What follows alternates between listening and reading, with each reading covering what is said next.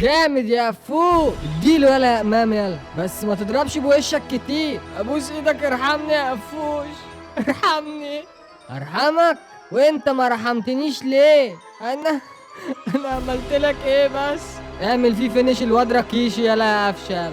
اسكت انت يا كارو. هو مش المفروض اسلم عليك وتنزل بدالي كده وتتضرب شويه؟ ايوه بس لو انا عايز اسلم، انا مش عايز اسلم. ابوس ايدك سلم.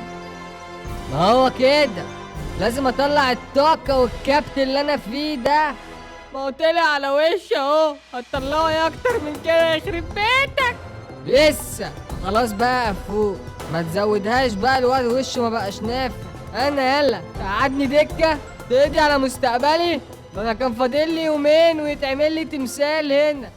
طب بالراحة بس بالهداوة، قول لي أنا عملت لك إيه؟ ولو غلطان هنعمل قعدة عرب دلوقتي ونحل كل حاجة. كله بالهداوة يا فشفوش.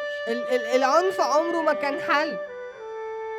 أول ما جيت النادي فتحت لك قلبي، رحبت بيك، ودلوقتي بعد ما خدت مني كل حاجة عايز ترميني؟ تاخدني لحمة وترميني عض؟ وانت عملت فيها يا امام بالظبط؟ والله ما عملت حاجة. تعشمني بيك وتغدر بيا؟ ياد انت ياد عملت ايه عشان نلحقك؟ والله انا نفسي بدأت اشك في نفسي، ما كنتش عملت حاجة وانا فاقد الذاكرة. قعدتني في النادي ومشيتني من المنتخب، عايز تمشيني منين تاني؟ عايز تمشيني منين؟ مشيني من الدنيا كلها بقى، من الدنيا كلها عشان نرتاح، لان ما كانش صح تعمل كده. يلا انا لما كنت بشوفك محتاج كنت بديك يلا، انا كنت مديك قلبي يلا، انا كنت مديك قلبي. ليه كده يلا؟ ليه؟ آه آه عارف، عارف ليه يا قفوش؟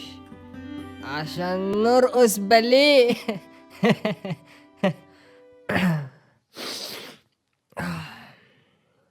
ترقص باليه؟ ترقص باليه. وعلى كده بتعرف ترقص باليه يا امام؟ يعني على قد كده شوية. طيب تعال، تعال هنرقص سوا دلوقتي. حبيبي اسطى ما تحرمش مني.